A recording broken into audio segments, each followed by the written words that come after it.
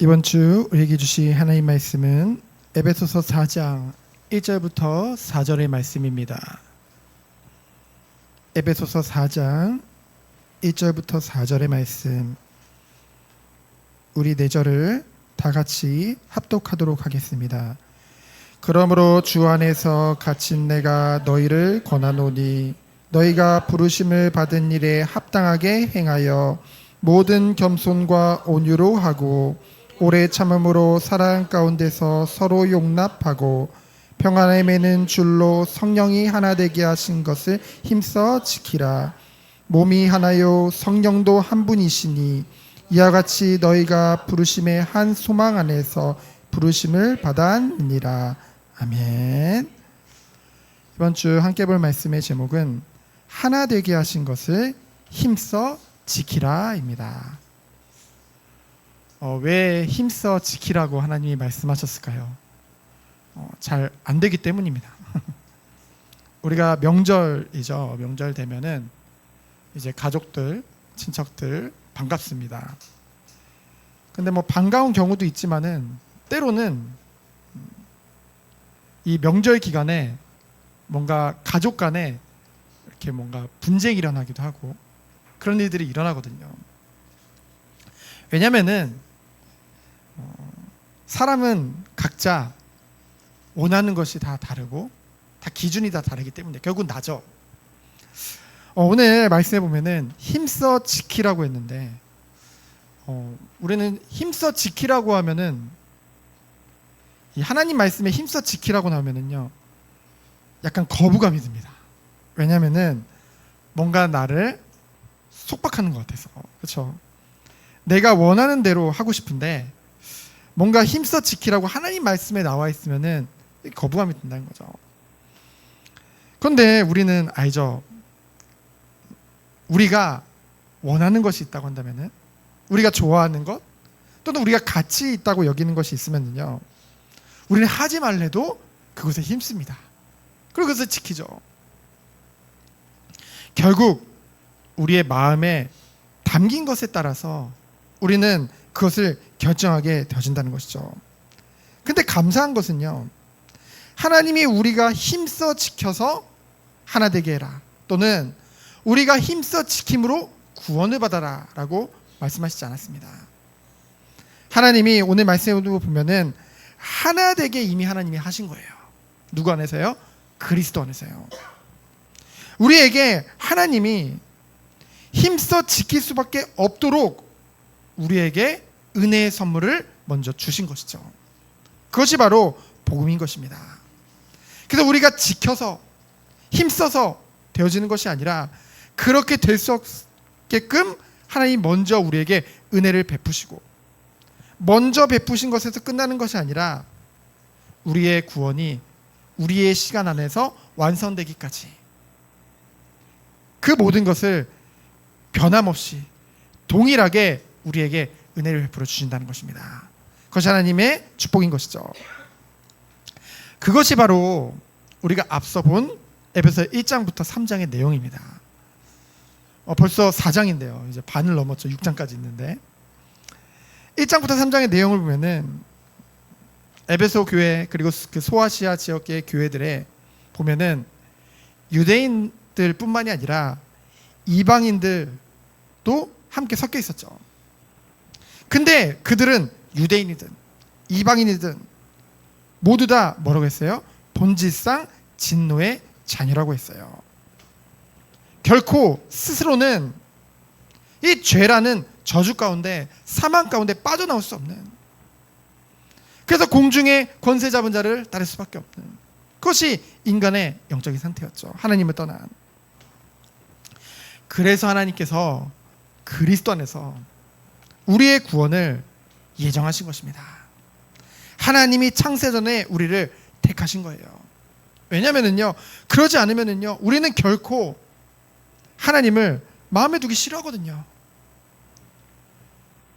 예수님의 이 복음의 말씀을 듣고도 그게 나와 무슨 상관인데? 그렇게 될 수밖에 없거든요.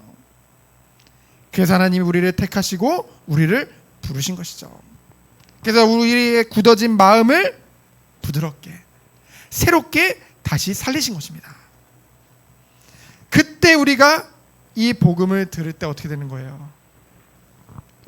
이 예수님이 나를 위해 십자가에서 죽으셨다는 것이, 그렇잖아요. 불신자들도 그거 알거든요. 예수님 훌륭한 사람, 4대 성인 중 한 명, 그 십자가에서 그 죽었다더라, 다 알거든요. 근데 그것이 나와는 상관이 없었어요. 근데 하나님이 성령으로 우리를 거듭나게 하심으로 말미암아 이제는 그 예수 그리스도의 복음을 들었을 때 우리가 무엇을 깨닫게 되는 거예요? 그렇구나, 내가 죄인이구나. 나의 죄 때문에 죄 없으신 예수님께서 대신 죽으신 것이구나. 그래서 회개하게 되어지죠. 그리고 그 예수님이 나를 위해 십자가에서 죽으심이 믿어지게 되는 것입니다. 그렇죠? 그것이 하나님의 은혜를 받은 자예요. 하나님의 선물을 받은 자죠. 이제는 그러한 사람 한 사람 한 사람이 그리스도가 머리 되시고 그 몸으로, 이 구원 공동체로, 이 교회의 지체로 우리를 부르신 것이죠. 그러면 오늘 4장부터 이제 6장까지 우리가 이제 볼 텐데, 오늘 4장을 함께 볼 텐데요. 이제 이 교회의 구성원인 성도가 어떻게 그리스도 안에서 이 구원에 합당한 새로운 삶을 살아가야 되는가, 그것에 대해서 나누는 것이 바로 오늘 본문 말씀입니다. 그래서 오늘은 에베소 4장 1절부터 16절까지를 우리가 함께 볼 텐데요. 첫 번째로 성령이 하나 되게 하신 것이라고 했습니다. 교회의 연합이죠. 하나됨입니다. 1절부터 6절입니다. 교회는 어쩌면은 하나 되는 것이 당연한 것이죠. 왜냐하면은 그리스도가 머리 되시고 한 몸으로 부름받았기 때문입니다. 그래서요, 교회가 서로 성도들이 하나 되지 못하면 어떤 일이 벌어질까요? 교회가요, 강건하지 못할 뿐만이 아니라, 이 교회가 강건하지 않으면 어떻게 된 거예요? 그 교회를 이루고 있는 성도들 각자 또한 강건할 수 없다는 것이죠. 그래서 우리는 그것을 놓치지 말아야 됩니다. 교회의 머리는 그리스도고 그 몸의 지체로 우리 한 사람 한 사람을 부르신 것이구나. 그래서 1절에 보면은 너희를 권하노니 너희가 부르심을 받은 일에 합당하게 행하며 라고 했습니다. 우리는 이 부르심에 대해서도 이제 착각을 하죠. 뭔가 우리는 하나님 우리를 부르셨을 때 뭔가 대단한 비전을 가지고 대단한 사명을 가지고, 그래서 나름의 신앙 공식이라는 것을 만듭니다. 내가 이러한 기도를 하면, 내가 이러한 중심을 가지면 하나님이 이러한 응답을 주시겠지. 그게요, 공식화되면 안 돼요. 뭔가 내가 좋으면, 내가 잘하면 하나님이 그거에 합당한 것을 줘야 된다. 하나님이 그러실 수도 있고 안 그러실 수도 있습니다. 하나님의 주권이잖아요. 그래서 여러분, 욥을 보세요. 중심이 안 좋았나요? 하나님 앞에 너무나 신실했거든요. 세상에서 말하는 그런 저주를 받을 이유가 욥에게는 하나도 없었어요. 근데 있었거든요. 다윗을 보세요. 다윗은 다윗만큼 어릴 적부터 노년에 이르기까지 단 한 번도 고난이 그치지 않은 인물이 성경에 없다니까요. 다윗이 중심이 안 좋았나요? 아니거든요. 그렇다면 바울은 어떤가요? 오히려 주님 모르고 핍박자로 살 때는요, 나름대로 성공한 것 같고 사람들에게 인정도 받은 것 같고요, 좋았는데요, 오히려 돌이키고 이 이방의 선교를 위해 자신의 생을 들이니 끊임없이 고난이 찾아오는 거예요. 고통이 찾아오는 거예요. 다니엘과 세 친구는 어떤가요? 그래서 우리는요, 알아야 돼요. 우리가 뭔가 그렇다고 해서 뭔가 기도하지 말고 중심이 좋지 말라는 거라 말하는 게 아닙니다. 우리는 어떤 상황 속에서도요, 제1차적으로 하나님의 주권을 인정해야 돼요. 그리고 그의 선하심을 의지해야 되는 것이죠. 우리는 어떤 상황 속에서도 하나님의 임재하심이란 뭐예요? 하나님이 우리가 가는 곳마다 함께 하신다. 영원토록 동일하신다. 그렇기 때문에 우린 뭐예요? 그에 대한 반응으로 우리는 꼭 이렇게 해서 이렇게 해줘야만 우리가 하나님이 원하는 거 하고, 하나님 바라보고, 이렇게 안 해주면 안 하고, 그게 아니라 하나님은 영원 전부터 지금까지 영원토록 동일하시고 선하시고 우리와 함께 하심을 믿기 때문에 그에 대한 감사의 반응으로 합당한 삶을 살게 되어지는 것, 그것이 성도가 누릴 은혜인 줄 믿습니다. 그래서 두 번째로 뭐라고 했어요? 모든 겸손과 온유로 하고 오래 참음으로 사랑 가운데서 서로 용납하고. 우리가 엄청난 비전을 이루고 대단한 것을 하기 이전에 하나님이 우리에게 원하시는 것은 이거예요. 이게 생각보다 쉽지 않다니까요.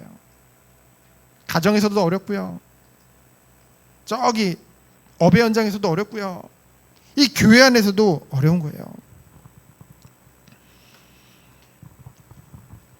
사람이요, 상처가 많을수록 예민해집니다.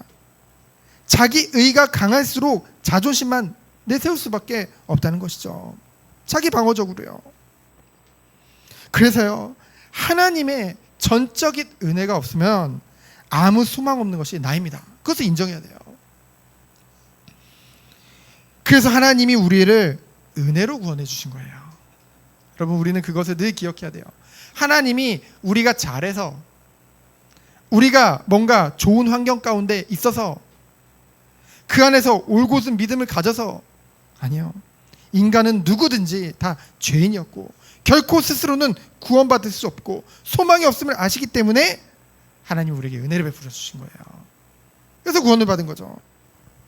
그러니 우리는 그것을 생각할 때 우리는 나를 내려놓을 수 있는 것이죠. 하나님의 은혜와 사랑을 생각할 때요. 그래서 오늘 이 말씀과 반대되는 모습을 보면은요, 겸손의 반대는 교만이죠. 그리고 온유의 반대는 분냄입니다. 오래 참음의 반대는 당연히 참지 못하는 거죠. 그리고 사랑 가운데 행하지 않는다는 것은 시기 가운데 행하는 거죠. 그러면 서로 화목이 아니라 용납이 아니라 반목할 수밖에 없는, 나를 내려놓지 못하면요 그렇게 됩니다. 그래서 하나님은 우리에게 모든 겸손으로 하라. 이 겸손이라는 건 우리가 인격이 좋아서, 우리가 뭔가 참을성이 좋아서 아니에요. 하나님과의 관계에서 이해해야 돼요. 이 겸손이라는 것은 하나님 앞에서 우리 스스로를 낮출 수밖에 없는 것입니다. 이 가장 겸손의 이 모델이 누구예요? 바로 예수 그리스도죠. 하나님과 동등됨으로 여기지 아니하시고 스스로 순종함으로 자신을 낮추어서요 완전한 인간이 되신 거예요. 그리고 거기서 그치는 것이 아니라 죄인된 우리를 위해 십자가에서 대신 못 박혀 죽으신 것이죠. 겸손의 극치입니다. 그래서 예수님으로 말미암아, 이 그리스도로 말미암아 구원 얻은 성도들은요 날마다 자기를 부인하면서 하나님 앞에 자신을 낮추는 삶을 살 수밖에 없다는 것이죠. 그래서 이 공동체, 우리가 집에 있든 교회에 있든 업의 현장에 있든 다 결국은 나를 내세우니까 문제가 생기는 거거든요. 나를 자신을 내세우는 것이 아니라 나를 낮추고 섬기는 그 은혜 가운데 들어가야 될 줄 믿습니다. 그것이 건강한 공동체가 되는 비밀이죠. 그러면서 온유함이라고 했어요. 온유함은요, 내가 약함으로 인해서 온순해지는 걸 온유함이라고 하지 않습니다. 그건 약한 거죠. 강한데 그 강함을 절제함으로써 나타나는 그런 외적인 부드러움입니다. 이것 또한 예수님께서 몸소 보여주셨죠. 예수님은 온유하시기 때문에 그래서 빌라도의 그 재판 받을 필요 없잖아요. 하나님이신데. 근데 순종함으로 그 모든 것을 그 로마 군인들 상대 못하겠습니까? 근데 십자가를 지신 것이죠. 그래서 죄인들을 참으시고 구원으로 우리를 인도하신 것입니다. 이처럼 하나님께서는요, 우리를 온유함으로 대하세요. 그래서 우리 또한 구원받았기 때문에, 이 은혜를 가졌기 때문에 우리 또한 성도들과 이웃과 형제들에게 이 온유함으로 대할 수 있는 것이죠. 그래서 우리는 우리 내면에는 그리스도의 그 강한 심장을 가지고, 그리고 외적으로는 따뜻하고 부드러운 말과 행동으로, 그렇죠? 사람이요, 말 한마디에, 그리고 그 말의 억양 또한 중요하거든요. 그거에 따라서요, 인간관계가요 어려워질 수도 있는 거거든요. 근데 우리가 사실 가정에 있든 업의 현장에 있든 교회에 있든 결국 다 인간관계잖아요. 그래서 오래 참음으로, 오래 참음은 하나님의 대표적인 성품입니다. 하나님의 오래 참으심이 없으면요, 이 중에서 우선 저부터 구원에서 떨어질 사람 다 떨어질 거예요. 근데 분명히 구원에서 떨어질 일이 없죠. 왜냐하면 하나님이, 완전하신 하나님이 우리의 구원을 계획하셨기 때문에. 그래서 우리가요, 은혜 안에서 탈락하지 않는 것은요, 왜 우리는 죄성을 가지고 끊임없이 죄를 지음에도 불구하고 그 구원의 은혜 가운데서 탈락하지 않는 이유는 바로 하나님께서 우리에게 오래 참으시기 때문인 줄 믿습니다. 그래서 우리도요, 다른 형제를 향해, 지체를 향해, 가족을 향해 오래 참아야겠죠. 그러면서 뭐예요? 마지막으로 사랑 가운데서 서로 용납하고. 이 사랑은요, 인간 사랑이 아닙니다. 하나님 사랑이죠. 아가페 사랑입니다. 오늘 우리가 이 교동문에서도 같이 읽었지만 요한복음 3장을 읽었잖아요. 요한복음 3장 16절에 보면은 하나님이 세상을 이처럼 사랑하사 독생자를 아낌없이 죄인된 우리를 위해 주셨다고 하셨습니다. 로마서 5장 8절에 우리가 아직 죄인 되었을 때 우리를 사랑하시는 그 큰 사랑으로 말미암아 우리를 위해 십자가에서 대신 죽으심으로 우리를 향한 자기의 사랑을 확증하신 것이죠. 그것이 우리가 받은 사랑이에요. 그래서 그 사랑 가운데서 어떻게 하는 거예요? 서로 용납하고. 에베소 교회는요, 참 다양한 사람들이 와 있었어요. 문화도 다르고요, 사회적 지위도 다르고요, 사상 또한 다릅니다. 그런 많은 사람들이 모여 있는 곳이 바로 교회라는 공동체거든요. 근데 우리에게 이러한 겸손과 온유와 오래 참음과 이 사랑, 이 하나님의 성품이 우리에게 없다고 한다면은 이 그리스도의 한 몸인 교회는 결코 유지될 수 없다는 것이죠. 그래서 내가 아니라 오직 주를 위해 이 은혜 가운데 들어가야 될 줄 믿습니다. 그러면서 3절로 6절에 보면은 평안의 매는 줄로서 성령이 하나 되게 하신 것을 힘써 지키라고 했죠. 평안의 매는 줄로서, 성령 안에서 우리 성도 한 사람 한 사람을 이 교회 공동체 가운데로 부르신 것입니다. 그러면서 한 소망 가운데 부르신 것이죠. 그래서 우리에게는 같은 믿음을 가지고 있어요. 오늘 말씀에 보면은 성도들이 믿고 섬기는 주 예수님은 한 분이시며 하나님 아버지도 한 분이시며 성령 하나님도 한 분이시라고 했죠. 그리고 삼위 하나님은 구별된 각 위격으로 존재하시지만 서로 나누거나 분리되지 않으십니다. 그래서 그리스도의 몸을 이룬 성도들 또한 성령 안에서 하나 되어야 하는 이유가 이 안에 있는 것이죠. 그래서 연합, 이 원네스라는 단어는 원래 성부, 성자, 성령 하나님께 쓰는 거지만은 우리가 그리스도 안에서 교회들 또한 이 비밀 가운데로 부름을 받았다는 것입니다. 그래서 우리가요, 우리의 능력으로, 인간적인 생각으로 될 수 있을까요? 결코 그럴 수 없습니다. 오직 그리스도 안에만 연합되어지고 하나 될 수 있는 줄 믿습니다. 그래서 하나님은 교회에서 우리에게 요구하시는 것이요, 하나됨이 아니라 이미 하나된 것을 지키라는 거예요. 그렇죠? 힘써 지키라는 거예요. 우리 힘으로, 우리 능력으로는 어렵습니다. 그래서 성령께서 이 모든 것을 하실 거예요.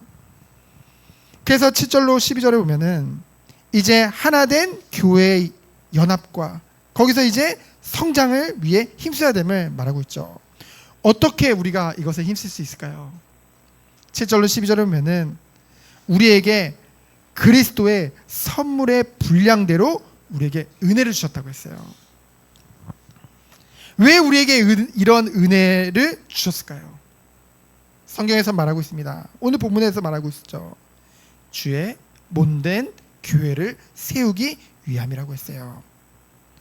7절에 보면은 우리 각 사람에게, 여기 계신 성도님들 한 분 한 분 빠짐없이 우리 각 사람에게 은혜 분량 따라 은혜를 나누어 주셨다고 했어요. 은사를 말하죠.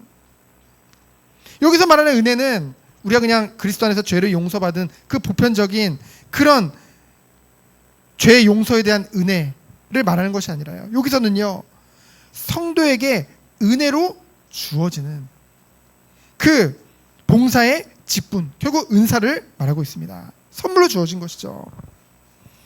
그래서 이사야 68장 18절을 8절부터 10절에 인용하고 있습니다. 시편이죠.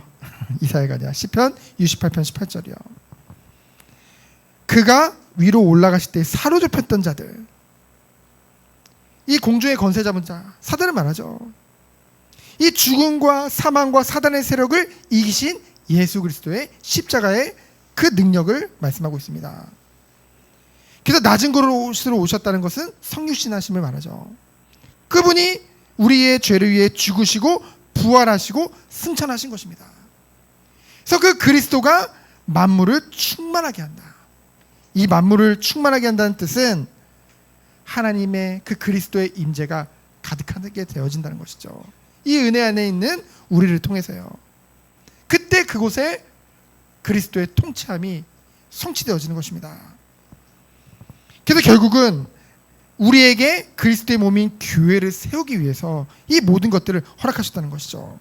그래서 11절을 보면은 이제 처음 교회를 세우셨을 때 이제 있던 직분들에 대해서 말을 하고 있습니다. 그가 어떤 사람은 사도로, 어떤 사람은 선지자로, 어떤 사람은 복음 전하는 자로, 어떤 사람은 목사와 교사로 삼으셨으니.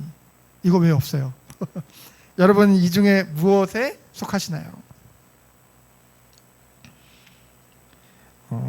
1세기 말에요, 이제 로마의 클레멘트라는 그 대교부가 있었죠. 사도적 교부입니다. 그 사람이요, 처음으로 평신도라는 단어를 썼어요. 그렇죠? 이 평신도라는 단어가 좋긴 한데 지금은 이제 이 평신도라는 단어가요, 이제 숨기 위한 용도로 사용됩니다. 뭐냐면요, 여기 보면은 11절 보면은 어떤 사람은 사도로, 선지자로, 복음 전하는 자로, 목사, 교사로 삼으셨다고 했는데요.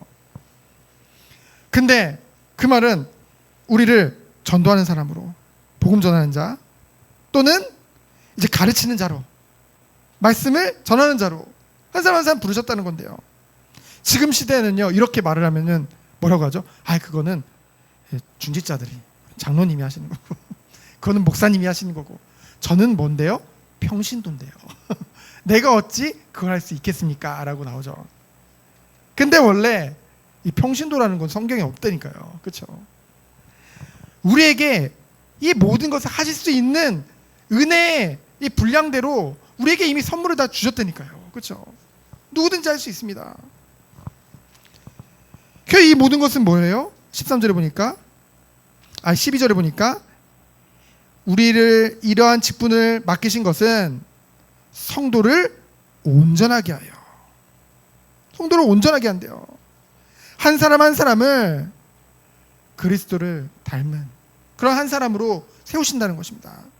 그래서 결국 성도를 온전하게 해서 뭔데요? 봉사의 일을 하게 하며.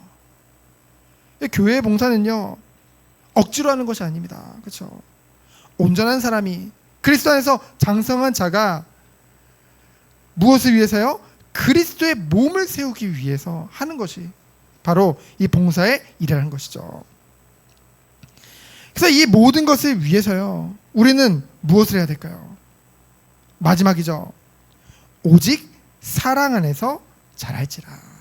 이 교회는요, 이러한 은혜 안에 있는 자들을 통해서, 성도의 이 봉사를 통해서 자라게 되어진다는 것이죠.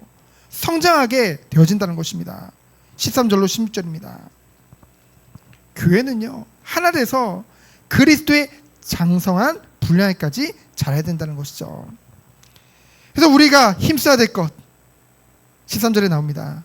우리가 다 하나님의 아들을 믿는 것과 아는 일에 하나가 되어서. 그렇죠? 온전한 사람을 이루어 그리스도의 장성한 분량이 충만한 데까지 이르게 하리니. 하나님의 아들을 믿는 것과 아는 일이요. 이 지식의 통일성을 말합니다. 바른 믿음이 있어야 바른 지식이 있어야 바른 믿음이 나오는 거거든요. 그렇죠? 잘못된 지식이 있으면은요, 잘못된 신앙과 믿음이 나올 수밖에 없습니다. 그래서 우리는 바른 지식을 아는 데에 힘써야겠죠. 그 바른 지식 중에 지식이 뭐예요? 바로 하나님의 아들을 믿는 것과 아는 일인 줄 믿습니다. 그리스도를 아는 거죠. 그리스도의 말씀을 아는 거죠. 그래서 그리스도의 장성한 분량이 충만할 때까지 이른다는 것은요, 우리가 뭐예요? 자기를 부인하고 하나님의 형상의 온전한 모습인 그 그리스도를 닮아가는 것, 그것이 우리에게 원하시는 하나님의 뜻인 줄 믿습니다. 그래서 우리 개개인이에요, 이 예수님을 정말로 인격적으로 알게 되어질 때, 그 믿음이 날마다 커 나갈 때 교회는 또한 성장해 나가는 줄 믿습니다. 그래서 14절에 보면은요, 우리가 이 장성한 분량 충만할 때까지 이르면은 어떻게 된대요? 우리가 이제부터는 어린아이가 되지 아니하며. 어린아이 특징이 어때요? 순진하잖아요. 어린아이들을 속여서 그 아이들을 그릇된 길로 이끄는 어른이 잘못된 거지. 그렇죠? 어린아이들은 순수하거든요. 근데요, 여기서 그 순수함이 오히려 뭐예요? 속임수와 간사한 유혹에 빠져서요, 온갖 교훈의 풍조에 밀려 요동하게 된다는 거죠. 그러나 우리가 다 같이 하나님의 아들을 믿는 것과 아는 일에 하나가 되어서 온전한 사람으로 이루어져 그리스도의 장성한 분량에 충만한 데까지, 그리스도 안에서 장성한 자로, 성숙한 자로 세워질 때 우리는 더 이상 속지 않고, 더 이상 흔들리지 않고, 더 이상 세상 풍조에 밀리지 않고요, 정말 하나님이 원하시는 그 은혜 안에서 인도받게 되어지는 줄 믿습니다. 그래서 우리마저 흔들리면 안 돼요. 그렇죠? 우리는, 이 믿음을 가진 자는, 정말 하나님의 백성된 자들은요, 우리가 각자 있는 그 현장 가운데 바른 영적인 분별력을 가지고 깨어서 기도하는 한 사람 한 사람이 되어줘야겠죠. 그래서 오직 사랑 안에서 참된 것을 하여. 참된 것은 진리를 말하죠. 이 사랑과 진리는요, 따로따로가 아니라 상호 보완적인 것입니다. 그래서 사랑이 없는 진리는요, 삭막해요. 능력이 없습니다. 또 진리가 없는 사랑은 연약하고 일시적이라는 거죠. 그래서 하나님은 우리에게 완전한 것을 주신 거예요. 그리스도께서요. 완전한 사랑과 영원한 진리로 그리스도가 우리에게 선물로 주어진 것이죠. 주어졌다기보다는 그 은혜를 우리에게 베풀어 주신 것입니다. 연합된 자로, 합한 자로 우리 한 사람 한 사람을 부르신 것이죠. 그래서 우리는 다른 것이 아니에요. 우리가 대단한 일을 하기 이전에 먼저 이 하나님의 사랑을 그리스도 안에서 발견하는 것에서 끝나는 것이 아니라 우리 그리스도의 그 하나님의 성품을 우리가 봤잖아요. 그것이 우리의 삶 가운데 나타날 수밖에 없는 그런 은혜 가운데 우리 한 사람 한 사람이 들어가야 될 줄 믿습니다. 그때 오는 일이 뭐예요? 16절에 보니까 그에게서 온몸이 각 마디를 통하여 도움을 받음으로 연결되고, 그리스도 안에서 그 성령께서 이 마디가 되셔서 그 성령의 도우심을 받음으로 연결되고 결합되어서 각 지체의 분량대로 역사하여 그 몸을 자라게 하며 사랑 안에서 스스로 세우느니라. 그것이 하나님이 교회를 세우시고 우리를 지체로 부르신 은혜의 목적인 줄 믿습니다. 그래서 결론인데요, 하나님은 이미 하나 되게 하신 거예요. 그렇죠? 여러분이 몸에 불편한 게 있다고 잘라서 내버릴 수가 없잖아요. 여러분은 한 사람을 부르실 때 여러분의 가정 또한 가문 또한 하나님이 완전하신 계획 가운데 부르신 것입니다. 하나님이 하나 되게 하신 거예요. 그럼 우리 뭐 해야 될까요? 힘써 지켜야 되겠죠. 무엇을 위해서요? 오직 하나님의 영광을 위해서. 그래서 우리가 이것을 교회뿐만이 아니라 우리가 가는 모든 것, 특별히 이 명절 연휴 기간 동안 이 가정에서 한번 이 은혜를 누리시길 축원드립니다. 모든 겸손과 온유를 하고 오래 참음으로 사랑 가운데서 서로 용납하고 평안에 매는 줄로 성령이 하나 되게 하신 것을 힘써 지키라. 이 은혜가 우리 모든 성도님들 각 가정 개인마다 그대로 성취되어지기를 예수 그리스도 이름으로 축원드립니다. 시간 기도합니다. 하나님 감사합니다. 하나님이 우리에게 베풀어 주신 그 은혜와 사랑에 감사함으로 저 하나님이 우리에게 주신 그 약속을 기억하며 나 또한 주님과 같이 나를 부인하고 겸손으로 섬기는 우리 한 사람 한 사람 되도록 주께서 축복하여 주옵소서. 이를 통해 가는 곳마다 화목해 되어지는 은혜가 임하도록 주께서 축복하여 주옵소서. 가장 가치 있는 것을 위해 나의 모든 것을 드리는 한 주 되도록 주께서 축복하여 주옵소서. 살아계신 예수 그리스도 이름으로 기도합니다. 아멘.